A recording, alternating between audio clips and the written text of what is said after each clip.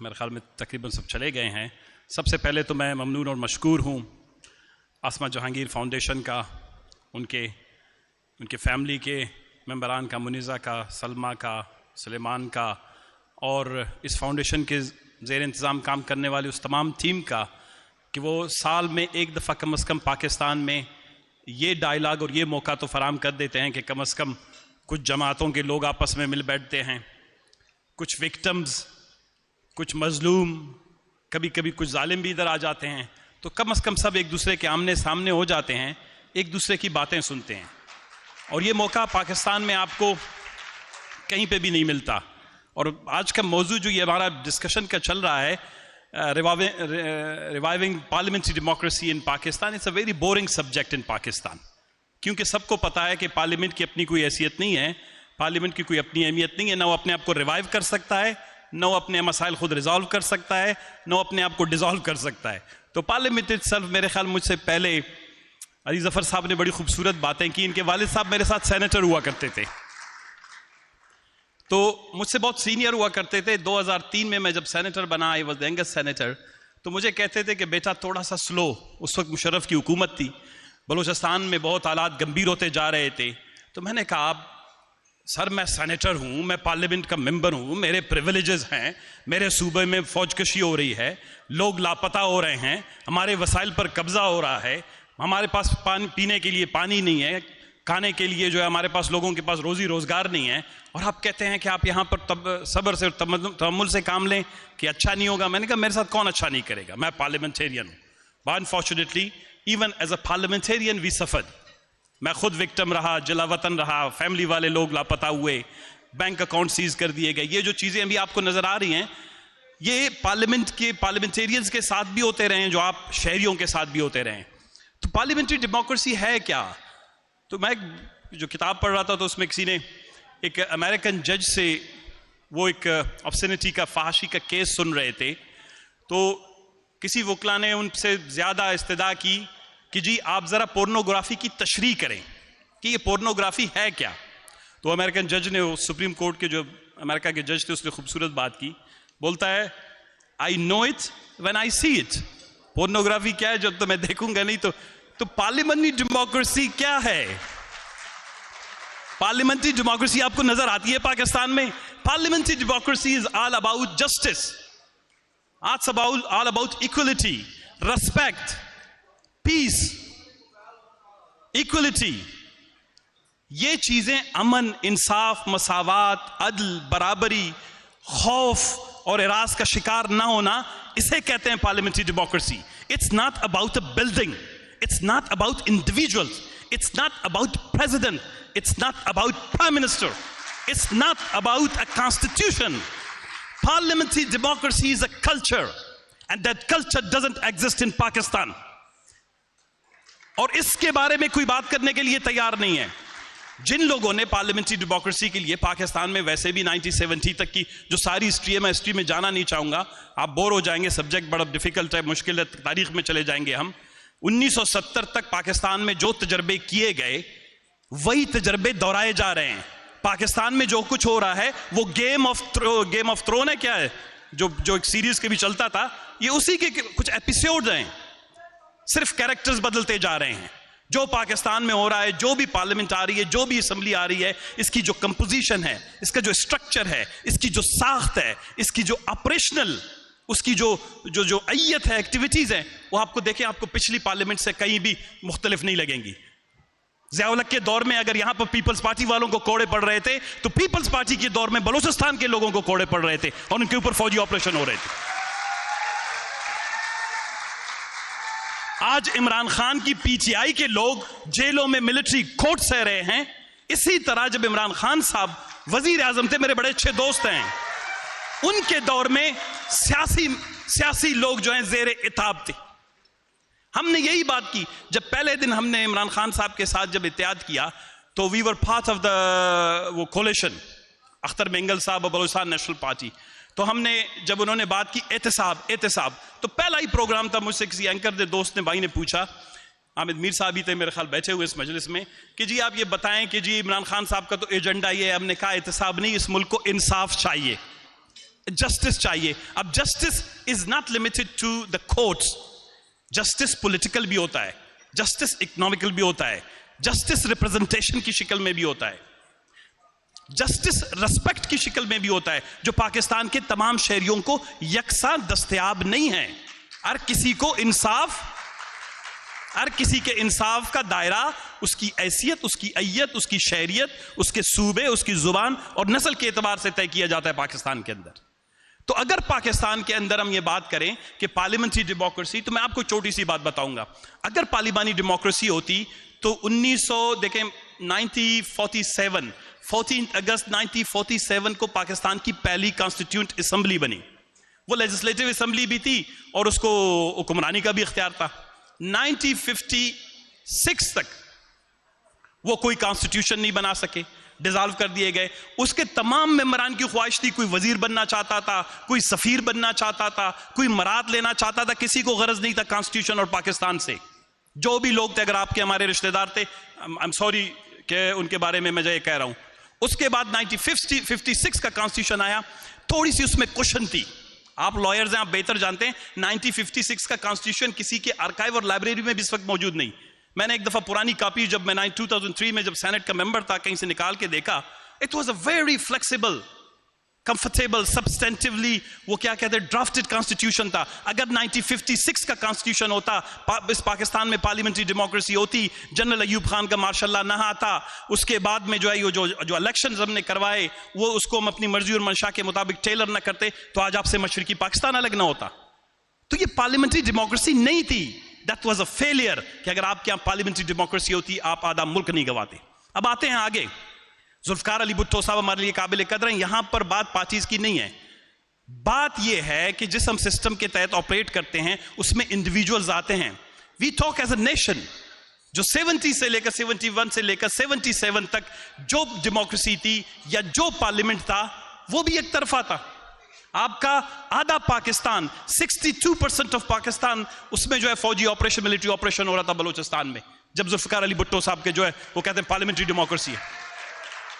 सरदार Ataullah Mengal jail में, गौस बख्श बिजनजो jail में, शेर मोहम्मद मरी जेल में, बलोचिस्तान और पश्तूनों की सारी लीडरशिप जेल में थी। भाई parliamentary democracy is all about a big art, dialogue, discussion, negotiation, respect, understanding, or particularly in multi-ethnic countries like Pakistan, if you talk about parliamentary democracy, you need to have a leader जो ये building, membership, झंडे, गाड़ी, वज़रा की तकसीम, मुशारत, सदारत, इन चीज़ों से निकल के देके, then you can have a parliamentary democracy in Pakistan. दूसरी, उसके बाद जितने भी हमारे पार्लियामेंट आए, I've been part and parcel of 3 parliaments. मैं सूबाई असम्बली को भी लोग पार्लियामेंट कहते हैं। मैंने पर्सनली एक्सपीरियंस किया, this is my personally experience. मैं आपको अल्फिया बताऊं कि पाकिस्तान के किसी पार्लियामेंट के मसले का हल पाकिस्तान के अवाम के लिए नहीं है। पाकिस्तान की खारजा पॉलिसी कोई और तय करता है, पाकिस्तान की दाखिला पॉलिसी कोई और तय करता है, पाकिस्तान में बजट की तकसीम कोई और तय करता है, पाकिस्तान में इलेक्शन कमीशन, पाकिस्तान की जो इलेक्शन कमीशन है 2017 में 2017 में इलेक्शन कमीशन का एक्ट लाया गया कि भाई उड़ो, आपको आजादी मिल गई इलेक्शन कमीशन को, पिंजरे से निकल आओ। लेकिन वो आपने कभी कभी देखा होगा, जानवर वगैरह उतने खौफजदा होते हैं, जब पिंजरे से उनको बाहर निकालने भी दिया जाए, छोड़ दिया जाए, वो उड़ते नहीं है, वो वापस पिंजरे में आ जाते हैं।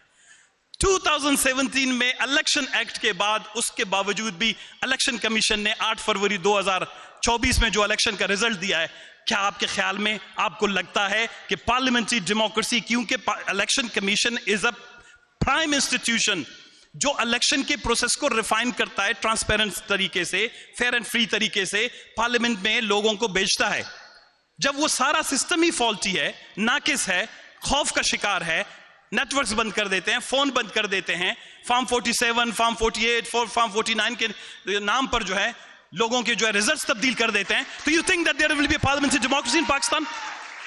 तो वो इलेक्शन कमीशन 2000 एक्ट के तहत जो आजादी दी गई वो उसने सल्ब कर दी।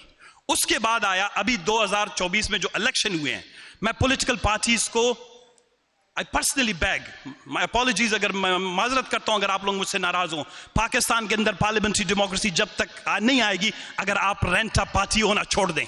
पाकिस्तान की सारी बड़ी पॉलिटिकल पार्टियां अब रेंटा पार्टी बन गई हैं। रेंटा पार्टी की तशरीह आपको मालूम है? Do you know what is rent a party? Balochistan के अंदर जो कूड़ा कबाड़ था उठा के 30 एक जगह बेच दिए, 20 एक जगह बेच दिए कि भाई ये लो, ये तुम्हारे हैं, ये लो तुम्हारे हैं। जिस तरह अंडे नहीं डाले जाते डब्बों में, बक्सों में, चूजे और मुर्गियां, अगर आप पॉलिटिकल पार्टी हैं, if you are a political party, historically आपकी एवोल्यूशन हुई है, आप आइडियोलॉजी पे बेस करते हैं, आप अपने अपने वर्करों के साथ ज्यादती कर रहे हैं। जब आप ग्रुप्स को, इंडिविजुअल को उनके मकासद के लिए पार्टी में शामिल करते हैं, रेंट अ पार्टी यही है जिसको कहते हैं पैराशूटर्स, कारपेट बैगिंग, यानी वो लोग होते हैं जो ग्रुप्स की शक्ल में एक पार्टी में जाते हैं, उसका झंडा उड़ते हैं, उसके गरीब कारकुनों के वोट जो हैं वो हासिल करते हैं, उसके गरीब कारकुनों को तरक्की का, उनकी सियासी तरक्की का रास्ता रोकते हैं, क्योंकि उनके पीछे किसी और का एस्टेब्लिशमेंट का हाथ होता है। वो फिर उसी पार्टी के झंडे पे कहते हैं पीपल्स पार्टी की हुकूमत है, पीटीआई की हुकूमत है, नून की। भाई खुदा को मानो यार, वो रेंटा पार्टी हो, तुम्हारे बस में सवार हुए थे, किसी और की हुकूमत है। Until unless political parties don't have accountability, self accountability within अपने अंदर, उस वक्त तक पाकिस्तान के अंदर पार्लियामेंट्री डेमोक्रेसी मजबूत नहीं हो सकती। मोहम्मद अली जिन्ना साहब जब पाकिस्तान में पहले जनरल बने तो उन्होंने कहा कि सदर के ओहदे को मैं सियासत से अलहदा करता हूं, और उन्होंने रिजाइन कर दिया। गो कि उसके बाद लियाकत अली खान साहब जो आए मरूम, उन्होंने जो है वापस ये ओहदा वापस कर दिया, जिससे सियासत की में थोड़ी बहुत गंदगी जो शुरू हुई उसी से हुई। उन्होंने पार्टियां बनाई, मुस्लिम लीग को बजाय फिर रिपब्लिकन्स बनाए, दूसरे बनाए, तीसरे, तो सब लोग। हम कहते हैं प्रेसिडेंट जो है वो इस मुल्क का इलेक्टेड रिप्रेजेंटेटिव होता है, वो सबका सिंबॉलिक, वो एक किस्म का फादरली फिगर होना चाहिए, किसी पार्टी से उसका ताल्लुक नहीं होना चाहिए। लेकिन क्योंकि इस मुल्क में अभी हमने ये रिवाज कायम कर लिया है कि हमने सारे ओहदे तकसीम करना है, तो पार्लियामेंट्री डेमोक्रेसी जो है पाकिस्तान के अंदर है, वो अभी किसी एवोल्यूशन के तहत मुझे नजर नहीं आ रहा। बिकॉज किसी भी मुल्क में 70 साल बहुत होते हैं एवोल्यूशन के लिए। हमें हर वक्त कहा जाता है बढ़ के आगे बात करो।